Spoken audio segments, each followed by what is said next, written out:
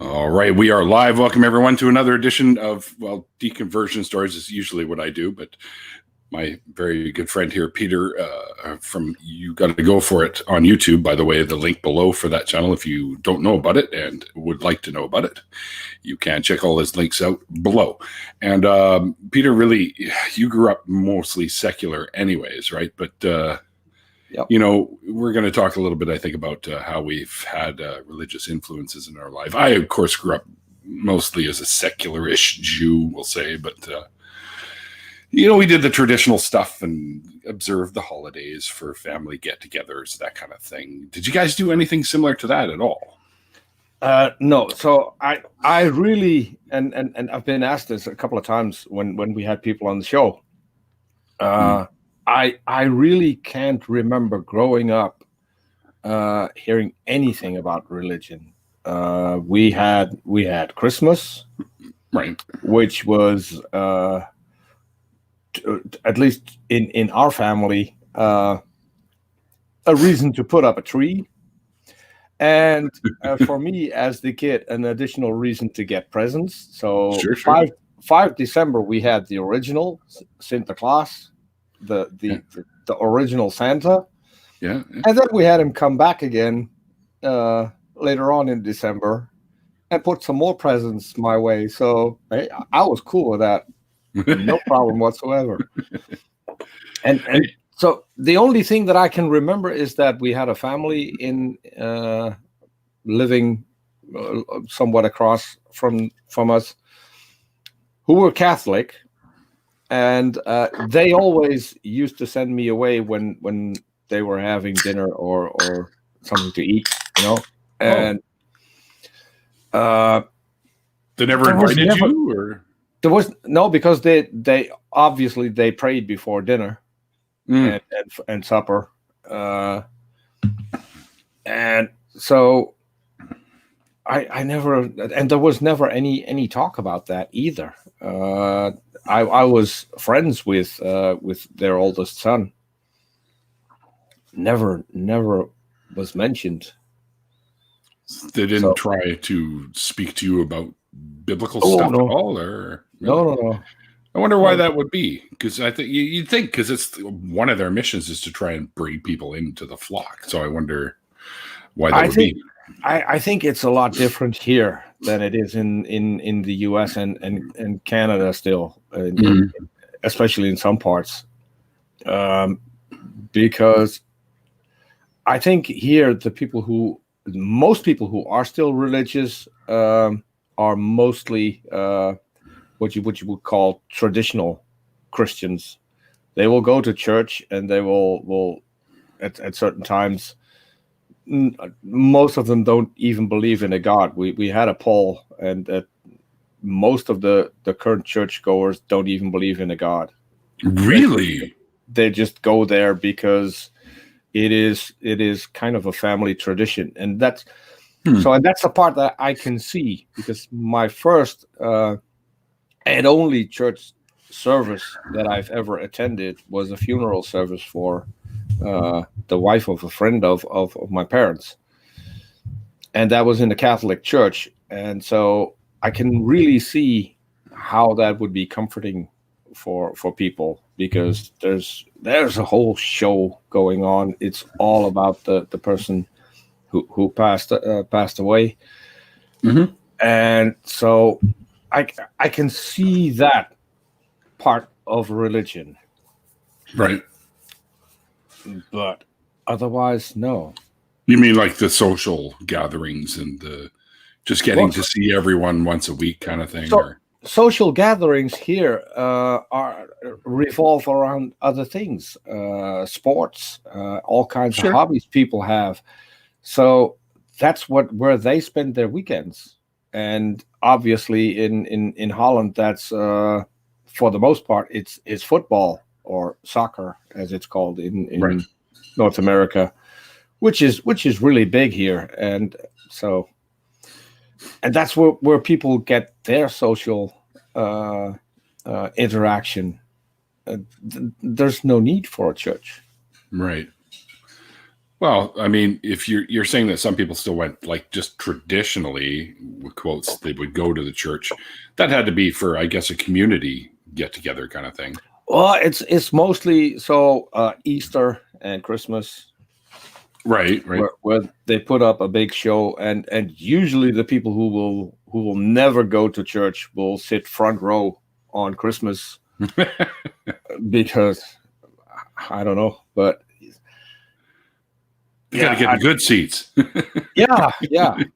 So and I think in later life, the only one that I've met was a woman I was friends with, and when we used to go out, she never could go out on a Saturday because then we would come home after midnight, which was a Sunday, and she wasn't allowed.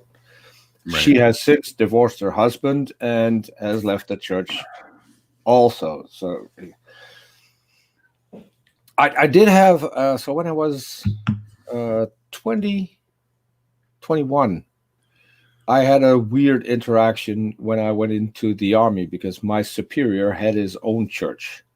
And we used to mock him with that. Pretty much everyone used to mock him with that.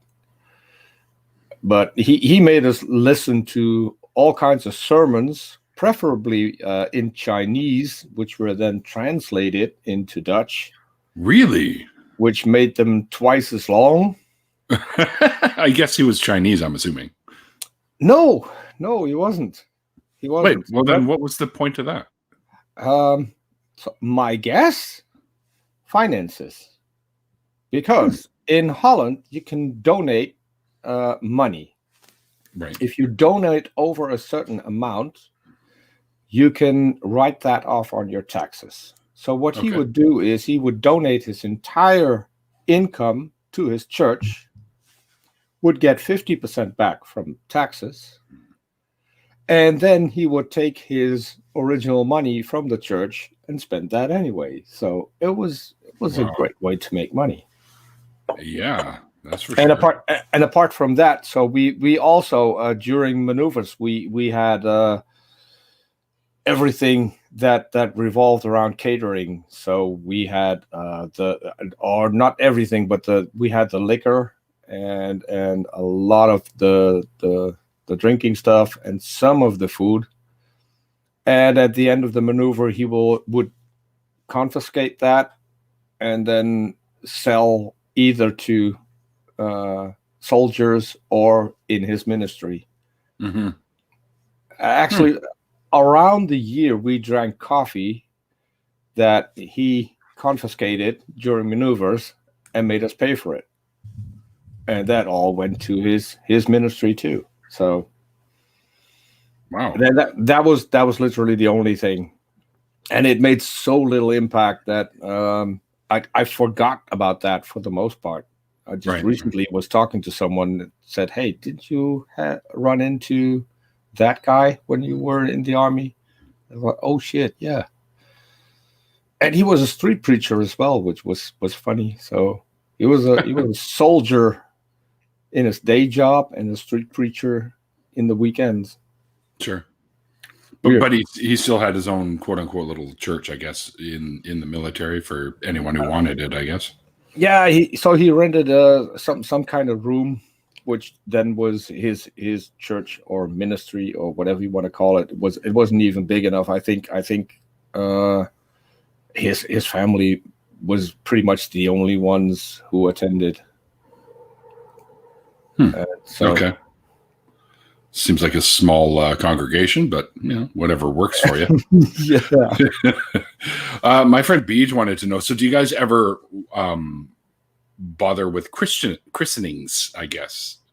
Do you ever know of anyone that was christened or anything like that, like any friends or family members?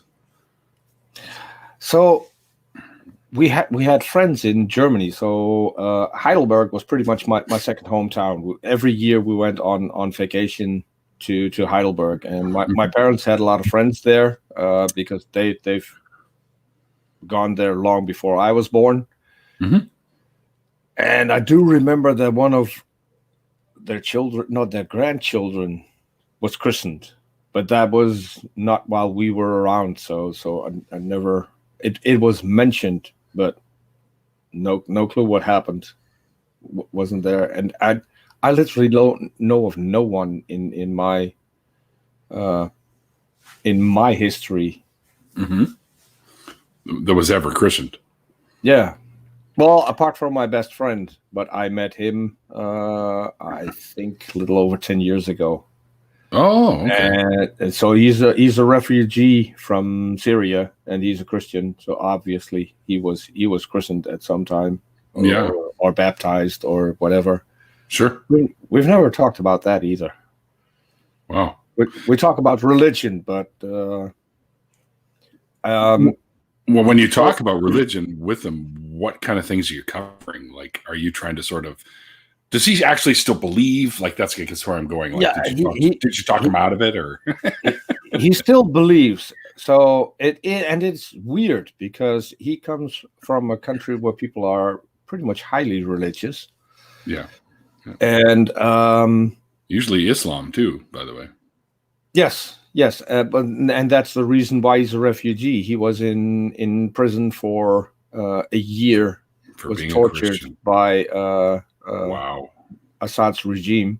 He had a pretty high up job in Syrian TV as an I think it was called an art director. So he was in charge of making stages, of making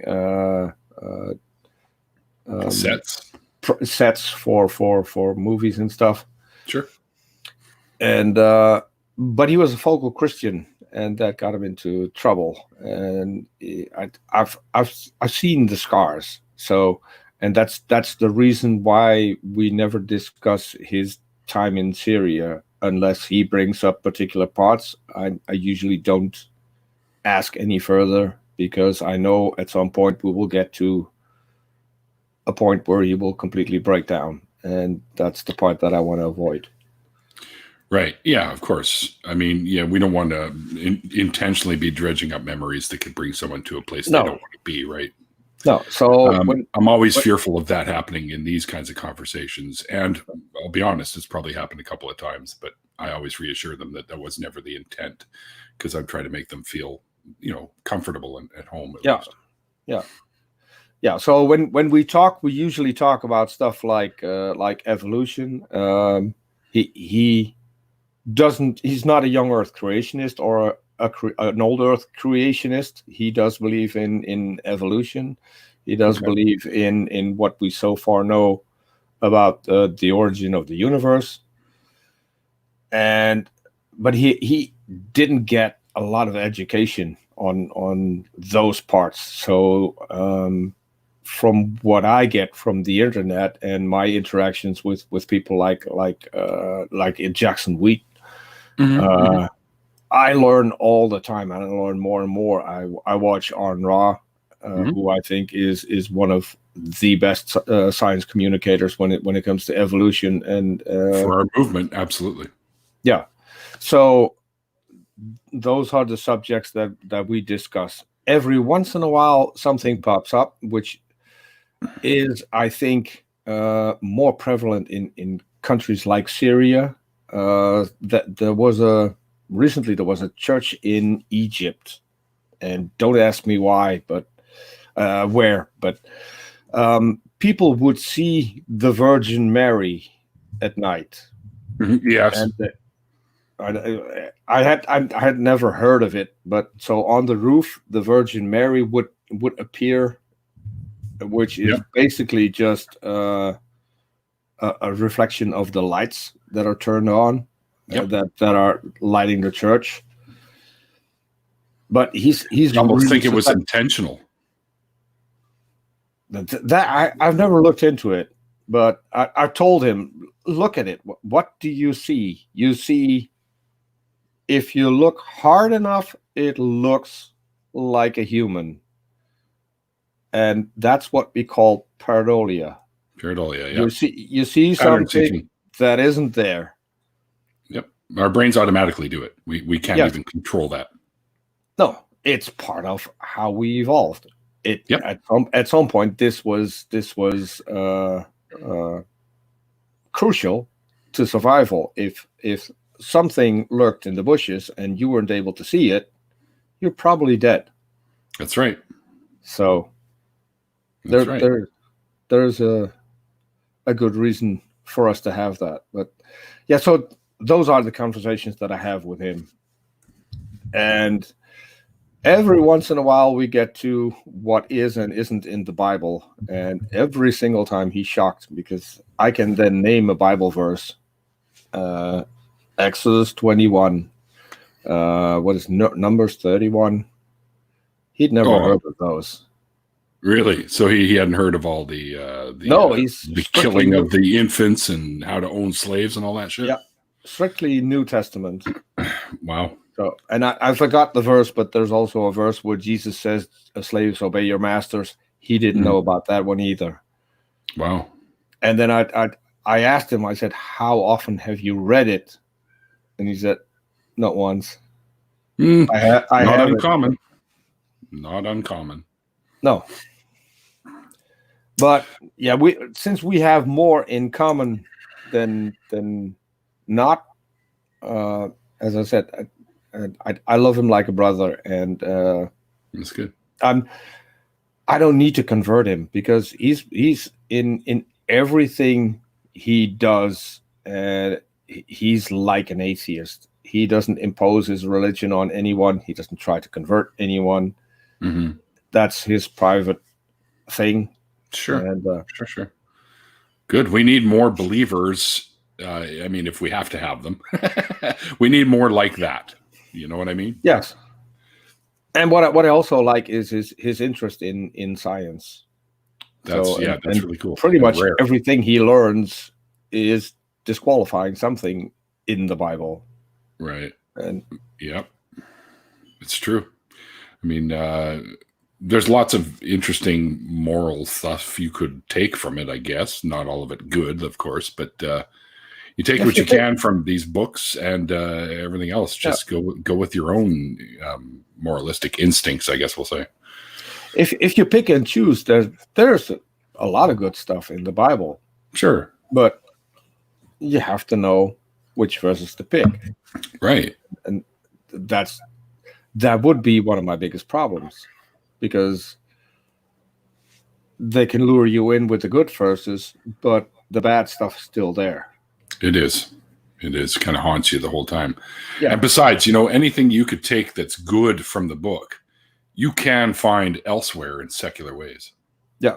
So, although I recently come up with a new thing, because people always say, name me one thing that an atheist cannot do that a theist can do. Okay. And there's one thing. Probably more than one, but yeah. Yeah, we can't sin. I like it. I like it a lot. Yeah, because we don't really carry the concept of sin around with us. We don't have the concept, so we can't sin. Right. We could be assholes, but is that really sinning? Or because we can make up for being assholes too, without the need for prayer or forgiveness, we'll say. Well, forgiveness comes from the person you were an asshole to, basically. Yeah, I think so too. And if you're an asshole to a person, you don't ask for forgiveness to someone else, because they're not part of what happened. And so a few hours ago, I hosted a stream on Jackson Wheat's channel. Jackson had Cy Gart on as a guest. Mm-hmm. A couple of years back, Cy and I had a kind of an altercation because of a guest that I had on the channel who made a comment, and then Cy blew up, and I banned him from I remember the channel. This. Yes. And so I apologized for that, because these days I wouldn't ban anyone from the channel for making that exact same comment. And so my I don't know, my attitude has changed a little. I'm not as aggressive as I was back then. It was, if I compare it to now, back then it was more of a contest. I'm right and you're wrong. and that's it. And I don't think that's the best way to go about it when you're talking to a theist. No, or actually, you could expand that to more than just theists too, because you may be right, but there may be information you don't have that could make you even more right that someone else is trying to describe to you that you may not agree with right away. Well, so the reason that I shifted is because if you do that, people will dig in their heels. Yep, double down. Yep. And there's no way you can make them think about what they believe and whether or not they have good reasons to believe. Right. So, we even changed the title of the show from Mind the Gap to Beyond Beliefs, because what we need to do is we need to look beyond beliefs. We need to look at people and not only what kind of religion they hold. Mm-hmm. And we can attack the religion, but we need to keep in mind that there are still people behind that. And so I thought it was just more than fitting to apologize. And the feeling was entirely mutual. So it didn't even take a couple of seconds after that, and everything was fine again. And so I think that should be a win. Mm-hmm. Mm-hmm. I mean, we will never agree on the God subject. Probably not. But there are tons of things that we do agree on. He's written a book about evolution. So obviously he agrees on that part. Mm-hmm. Sure. He also hasn't read the Bible, which I think he should. But yes, I agree. Maybe you could sit with him and you guys could go over it, like, pick a few chapters and run through them and start pointing out all the kind of shit that he may not want to hear, but it's in there, right? But, yeah. So and then you got a couple of old guys. I'm not sure if that's going to go down well. I'd rather have him on the channel and talk about his book and the fact that he is a Christian. Okay. And that's a good idea. Maybe that would set some young Earth creationists thinking, hey, here's a Christian and I can actually accept evolution. So I think that would be a better way. Lots do in today's day and age, though. Yeah. Right? You get to your evangelicals and fundamentalists, maybe not so much them, but a lot of your average everyday people that don't walk around, saying you're a sinner or you should fucking follow Christ or whatever. You don't get those guys that they probably do.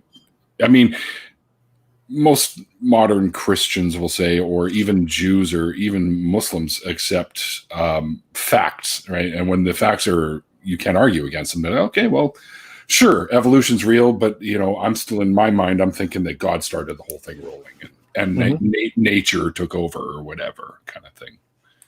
So yeah. To me, and I'm still with Dawkins on this point. Dawkins was on Australian TV where he said to the guy who interviewed him, I think the evangelicals have it right. You cannot believe in evolution and the Bible because they conflict. They do. And you have to Very do much some serious mental gymnastics to make evolution fit into the Bible.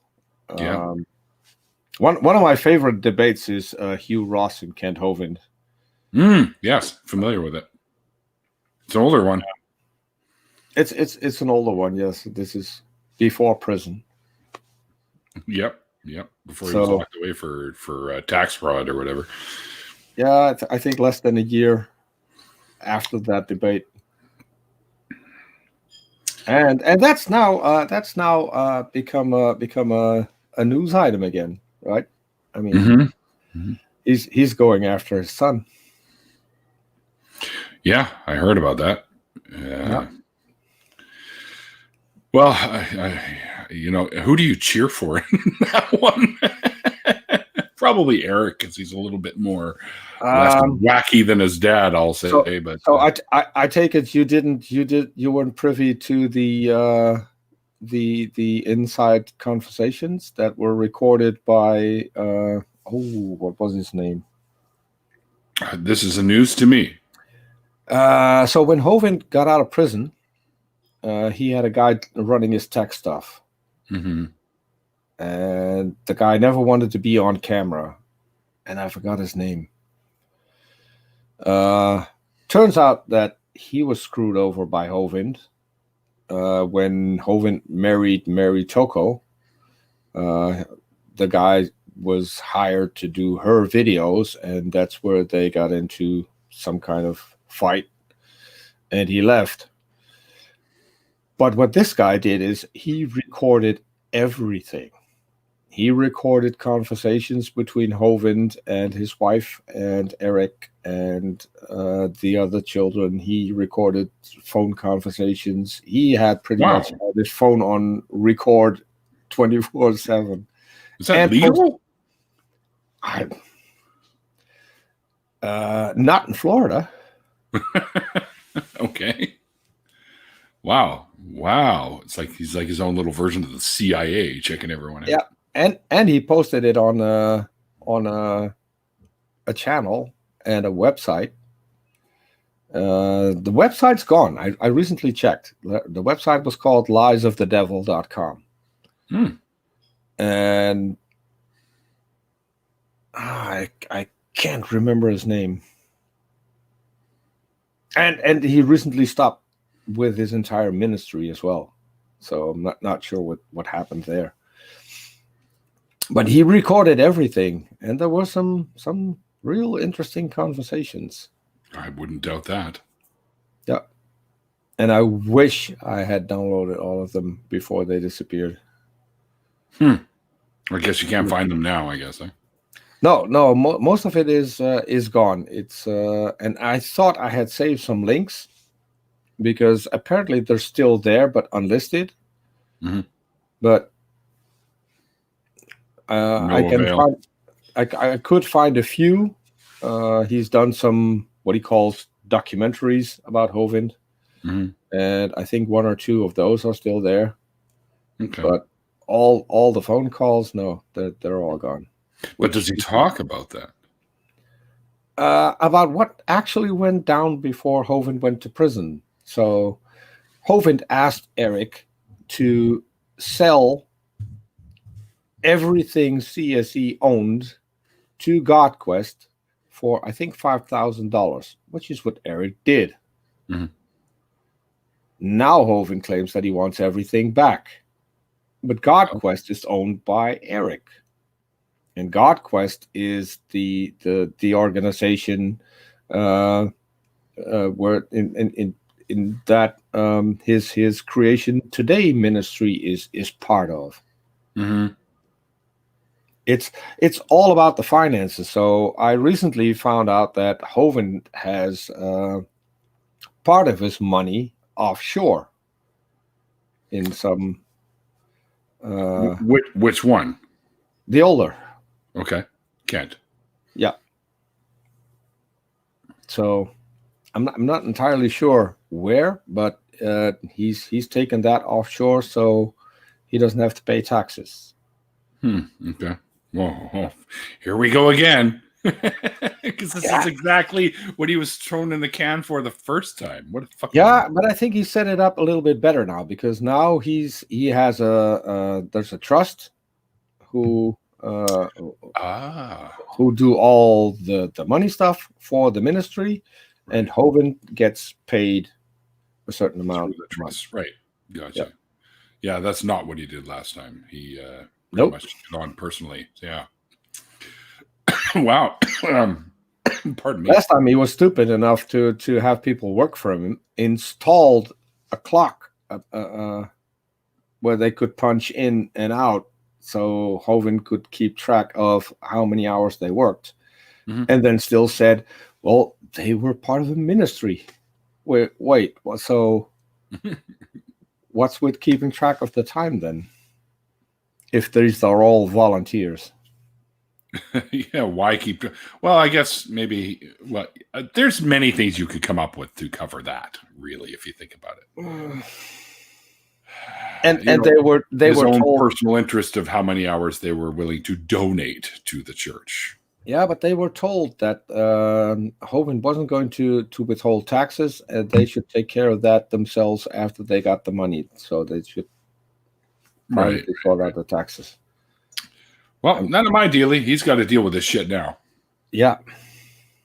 And it's fun to watch because now I'm curious what's going to happen, because apparently Eric screwed over the guy who made his movie also, and the guy who made his movie screwed over another guy who had already made part of the movie and is furious and but doesn't get any traction. But he has a website online as well where he compares the movie that was made for Eric and the parts that he had already finished. Yep. And they're extremely similar. I mean, there's no coincidence that this was just a rip-off deal. Yep, for sure. So, well, let's wait and see what happens. Yeah, just grab your popcorn and just watch and see what happens. Yeah. That's pretty much it. That's all you can do, really. Yeah. Yeah, it's entertainment, I guess. To some degree, yeah. Yeah. Yeah, that's kind of old school entertainment. Someone else's pain is funny. But it's definitely funny if they're the ones that got themselves into that situation to begin with. This is what reality TV is based on. And instead of paying for that to watch it on TV, you can just go to YouTube and watch it for free. I mean, and everyone will chime in. Of course. Now you got Hovind followers and you got Eric followers, and they will all chime in and tell you who's right and who's wrong. Absolutely. Yeah, and everyone's got an opinion, right? Yeah, opinions are fine. In the meantime, they're all working for some big boss upstairs who says absolutely nothing, which I think is brilliant. Constantly silent. Yeah, exactly. Yeah. Well, like I was going to say, opinions are fine, but educated opinions are even better. Yep. I want to talk a little bit, because you see the shirt I'm wearing here, secular humanist, right? So do you guys have any movements like that? Actually, my very good friend Ian, who's known as Pine Snake on YouTube, and do you guys have any like humanist type ceremonies or get-togethers or anything like that, or any humanist movements or something in the Netherlands? Or no, so we have a humanist organization that does all kind of charity work. Fantastic. Has a TV show, I think. So that we have, but it's, as I said, there's no big social aspect. So the people involved, of course, they will gather and to see what needs to be done. But and this is what I think is fascinating when I look at the US, because they come up with a replacement for a church, which I think is exactly what you should not be doing. Well, why? I mean, if you don't have a church type setting, you can set up a place for people to gather. That's what community centers are, we'll say. You could do that for a humanist movement as well. That would, to me, would be different. But I see. Okay. Setting up something like a church where you just get together and for the sake of having a replacement for church, I don't think that's a great idea. Go out and find something that you can do, or something that you want to do. I mean, not everyone wants to partake in that. So go find a hobby and put all your energy there. There's lots of things. And so when churches fall away, I think some of the sponsoring to certain things will fall away also. So you could focus on that. So they wouldn't need any sponsoring anymore, would have money from within the organization. Sure. But that's my opinion. I mean, yeah, okay, fair enough. Have you ever been involved with any of the humanist type stuff that goes on there? Not necessarily the humanist stuff. Volunteer work. I've volunteered. So we have an organization that is run by the city that will give children who live in homes that are either underprivileged or mom and dad are in jail or drug abusers or whatever. So there's no money. They can get a week-long vacation for €1. Okay. So they will bust them out to some kind of farm, and then there will be all kinds of activities to keep them busy. There's in my old hometown, there's a guy who runs a circus, which isn't actually a circus. all he has is the props, and he will then travel, and children will be the people who perform in the circus. Okay. Which is absolutely magnificent, because in one day he will teach that group how to walk on a ball and run it up and down some contraption. The younger ones, which I was horrified when I saw that first. So the ones 5, 6, and 7. They were taught to perform on a bed of nails. Whoa, really? Wow. And so I led a group, and I said, well, hold on. I need to do this myself first before I can let those little ones try this out, because they wanted to do it. Right. Of course. And it is, as you would think, it's just a trick. They're actual nails, but there's so many that you don't feel a thing. So I tried that out, and I had a block of concrete on my chest, smashed with a hammer. Yeah. You don't feel a thing. It's just... No. Because there's space just right. Yeah. That's what and Jim Rose the kids do.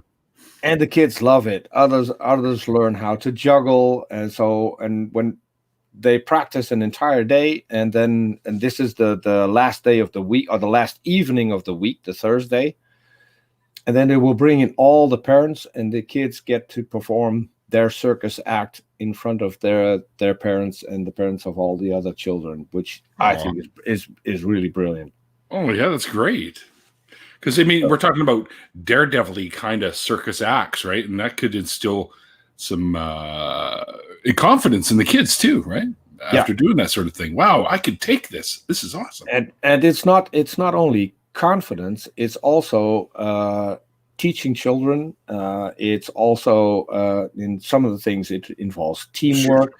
Sure. This is how all the other daily activities are set up as well. It's all about teamwork, interaction, and you have a group that's made up of children from the ages 5 to 12. So they all have to combine and figure stuff out. So, and you get all kinds of activities, which it's one of the best things that I've done. It mentally, it's also one of the hardest things that I've done, because really, yes, the first time I did this is I don't know if you know this. In 2000, we had a fireworks disaster in Holland. Yes, I remember hearing about that. Yes, so that was in what then still was my hometown. Unlike the U.S., by the way, we actually get world news. Yeah. Okay. Because in the world, in the U.S., all they care about is what's going on in their country. Yeah. So it was. Sorry, guys. It was a horrific explosion. The first 3 firefighters on site, one of them was a cousin of mine. Oh wow! Who didn't survive. They found him a couple of blocks away in an apartment building. Oh wow! Condolences, my friend. Yeah. So, but a lot of people lost their homes, and this was on May 13th, and in June we had the kids' holiday. So we had a lot of children that were a victim of the explosion lost pretty much everything. We had one girl who had literally one set of clothes. So every evening we had to walk her to where the washing machine was. She took her clothes down, got a towel. Clothes were washed and dried, and then she could go to bed with clean underwear. Which, if you watch that for a week, and we raised during the week, we raised money for clothes. We sent people out, so she had several outfits at the end of the week. Fantastic. That was really hard. We had one little girl who came from an abusive home. Who at the end, when we were back in the town where we came from, she went and got her mother and introduced her mother to me and asked me if I would come over for tea sometime, because maybe I could. I liked her mother and maybe become her dad. Oh. Which literally broke my heart. And then I had a 10-year-old boy who was raped by two 13-year-old girls who had a few moments during the week. And he came up, his parents came and picked him up, and he said, "Hold on, I need to talk to Peter first." And so he came over and he said, are you going to be here next year? And I said, "Well, if there's going to be a camp next year, I'm going to be here." And he said, "Because then I want to know which week you will be going, because I want to be in the same week that you were in." So, and all of these things, I'm a pretty emotional guy. I mean, yeah, I can literally cry at the drop of a hat. And so I got home. I know that I got to a friend, and I completely broke down. Because no of doubt everything that I've seen and heard in that week. That was probably the hardest week. After that, you do get used to some of the things. Sure. But no, you just telling me the story, I was fighting back a little bit of emotion, we'll say. Yeah. So and yeah, you get the weirdest things. I had a little girl, 5 years old, who then I also volunteered at a playground where they give out stuff where kids can play with roller skates, balls, bicycles, and so they can play with that all day and then return it. And there was a 5-year-old girl who was also at the camp, and she made me a drawing, and so I asked her to autograph it, which in Dutch is translated, it's a hand signature. So she put her hand on it and drew around it with a pencil and gave it to me. It's just a piece of wallpaper with some scribbling on it, and it's still in one of my closets, because those are things that mean a lot to me. A lot more than money does. Well, I've got a bunch of stuff from my nieces, nephews, and the kids that belong to my ex from when I was married some years ago. I still have all that stuff, because when kids make you something like that, that comes from the heart. That comes from a place of love, right? Because that's why they take the time to do that. And that stuff I put some of it on the fridge sometimes, with the fridge magnets or whatever. But yeah, I've got everything that every little human has ever made me, and I keep it because it means something. Yeah, and I hear you there, brother. So the boy who was raped, I see him every once in a while when I go into town. If I'm at the right time at the right store, he will be there, and he always comes up to me and always, "Hey, remember camp?" And awesome. Well, and as I said, he was 10 then, so he's 30 now.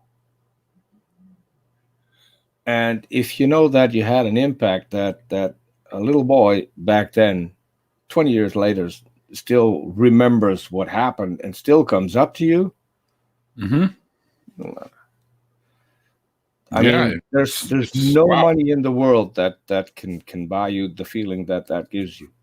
That's right, and I agree with you, because I was a day camp counselor for many years in my teenage years. We'll say, I guess, around 15 to 19, around there. And every once in a while, the kids that I had in my daycare or my day camps would find me on Facebook and go, "Holy shit, you were the coolest fucking guy ever, and you saved my life this time." Was, one kid almost fell off a cliff, but I grabbed him before he was able to do that at one of our overnight things, right? So yeah, these kids, and yeah, it's pretty cool when they find you back and they go, "Wow, dude, you were so awesome," and yada yada, and blah blah blah. I don't want to go on. And it's really small things, because when it was time to go to sleep, I had a fairly large room, and I had, I think, the worst boys that were there, who were sons of a friend of mine. And so then you have to tell them, well, now it's time to go to sleep. That doesn't work. You can't tell kids who are completely hyped up from they've done all day and go lie down and go to sleep. So what I would do, I would steal a ball. Mm-hmm. And none of the other people knew this. And I would sneak a ball in there, and we would sit. We had bunk beds, and we would sit on the bunk beds and try and hit each other as hard as we could with the ball. So after half an hour, they were completely wasted. We could turn off the lights, and they would crash all night. Yeah. So. And that also automatically makes you a cool guy, because now you go against the rules of the people who are in charge, because, hey, you snuck a ball here. We can play. We can have the lights on longer than anyone else. We can have some fun. Should have tried it in the dark. See how good their aim was then. So we had a couple fall off the bunk beds, which some had some real bumps and bruises. But they lived. Yeah. It's weird today. If you tried something like that today, you'd get fucking in a lot of trouble. Yeah, because they're afraid to let kids experience these kinds of things these days. Yeah. So the girl that I talked about, who introduced her mother to me, she was one of the kids who was taught to walk on a big ball and then go up a plank and then corner and go back. And just before she needed to go on, she got scared. So I picked her up and I set her on my knee and I talked to her, and I talked to her long enough so she had the courage to go back on and do her thing. And even back then,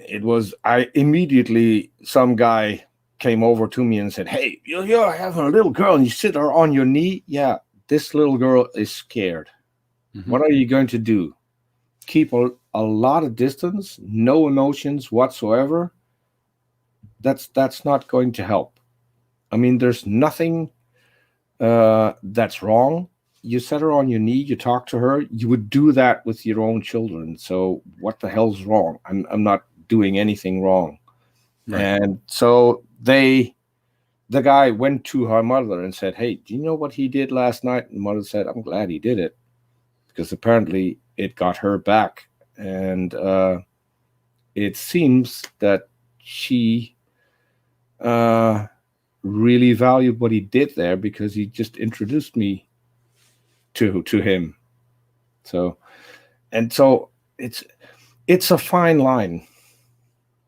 It absolutely is. Yeah. There are people who will take advantage of that, and but I also think at times you should just be human. I mean, mm-hmm. They're kids; they don't understand it. The people who have a problem with that is the people whose mind is off in that direction immediately. Yeah, those are the people that I sometimes have a problem with. Well, you know what? at the same time, though, Peter, you can't blame some people for going those directions from what we've seen I know happen in certain situations, right? These are not things that are not unusual. These kinds of things do happen, and it's disturbing, disgusting, but at the same time, we can't not be human at the same time. The fact is, we were screened, obviously. Yeah, of course. Everyone who does that work is screened. Yep. We had rape victims. Yeah. We're part of the children. So, I mean, I'll never be okay with that shit. Raping children. I'll never be okay with that shit. Not that anyone this was children who did it. It was two 13-year-old girls. Oh yeah, I got you. It doesn't matter. It's horrific what these kids go through. And as I said, at some point he locked himself in a room, and it took me over an hour talking through the door to get him to open the door. Wow. And the guy who he didn't want to let in was the guy who later was mad that I had the little girl on my lap. So I'm not sure if that had any influence, but may have, yeah.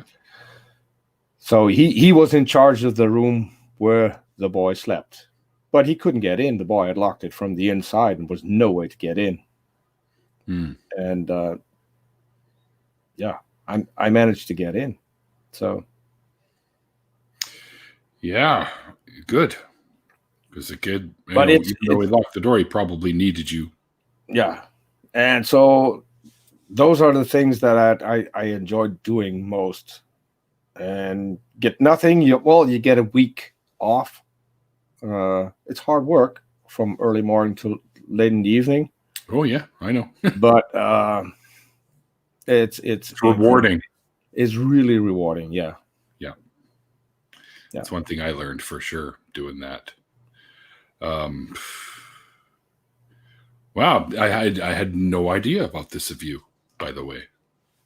So yeah, wow, Peter got way like not that I keep levels of respect a thing, but your respect level just went up even higher. Yeah, well, I've always thought highly of you, Peter. So. If you dump me with a few little kids in a playground, that level of respect will go straight down because I'll become a 5-year-old in no time. Me too. That's why I got the shirt, and hopefully it shows up at your place one of these days. So I haven't heard that it arrived, but it's probably to do with COVID. So yes, we'll keep an eye on it.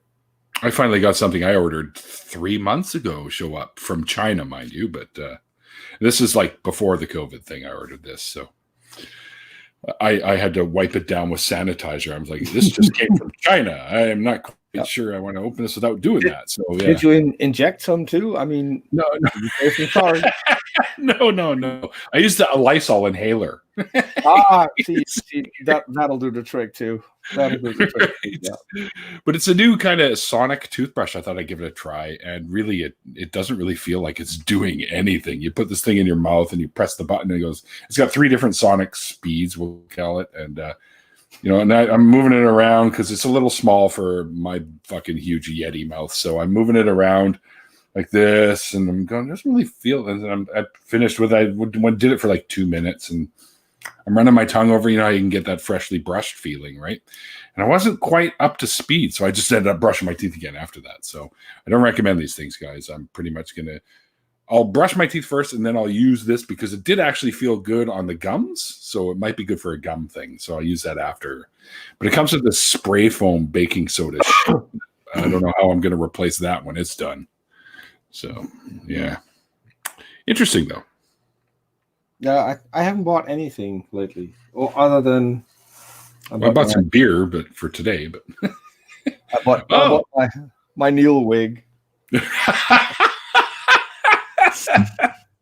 You could be part of the Yeti Club now. Yep, I was a 302. Says Yeti right there. So okay.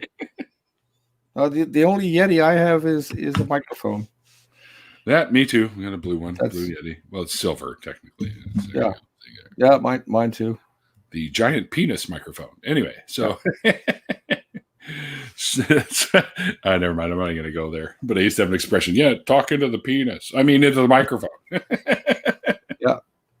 Yeah. So I used to be a DJ on a radio station, and so we had this little joke. Back then, I had my Mercury as a daily driver, and I used to tell a joke. I said, well, this week I picked up this gorgeous blonde woman, and and she knew who I was. You're the guy from the radio station. Yeah. And oh man, and that's great. Can I ride with you into town? Yeah, you can ride with me into town. And said I opened my trousers and pulled it out, and I said, you know what this is? And she said, of course. So she bent over, grabbed it, and said, I want to say hello to my mom and dad and everyone in the family. Yeah.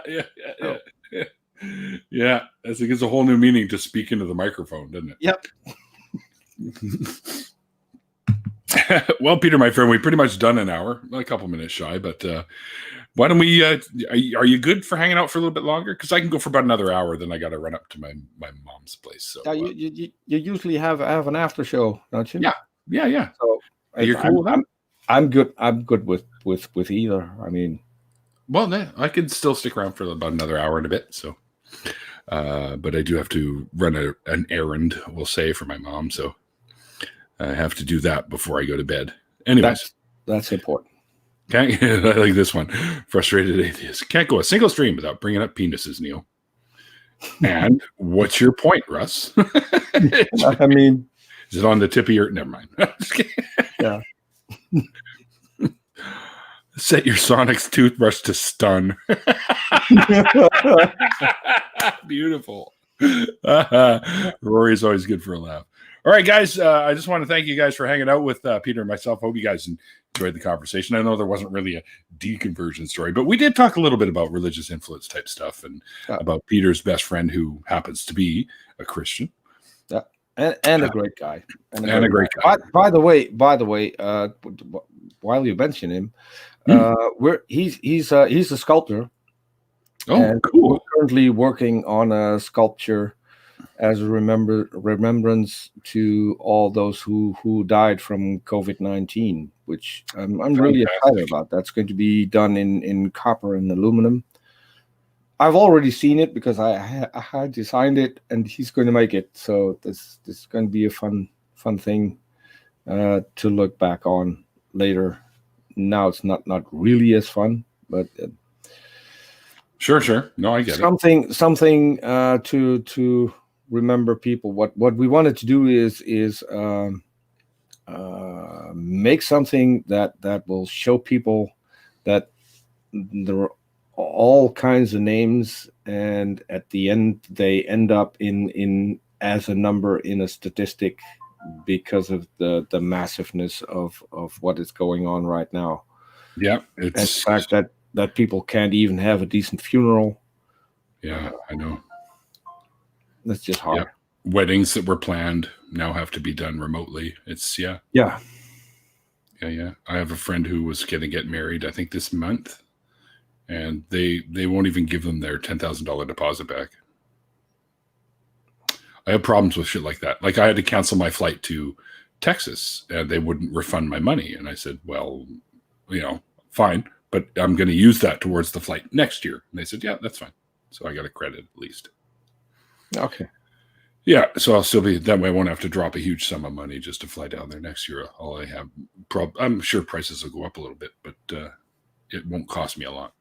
Anyway. Yeah, well, Peter, man, thanks for hanging out with me for an hour. So. Yeah. It's always been fun chatting with you. Yeah. I enjoyed it. I think I could go on another couple of hours because we never run out of topics. So it's always great to talk to you. Yeah, for sure. Yeah, I'm in agreement there, 100%. All right, guys, if you're interested in hanging out with Peter and I for an after party, let me know via Twitter, the Twitter DMs, or if you're not on Twitter but you follow me on Facebook, or you're friends with me on Facebook, let me know through there, and I'll send you a link. Now, remember, we can, with Peter and I both being in the after party, we have room for 4, so we might have to swap people in and out, and we'll probably go for an hour and a bit. So let me know, and we'll see you guys shortly. And of course, because of the whole COVID pandemic thing going on right now, I always have this little add-on for the time being anyways. But it's a good thing to say anyways. Always be safe and be well, and above all, be kind.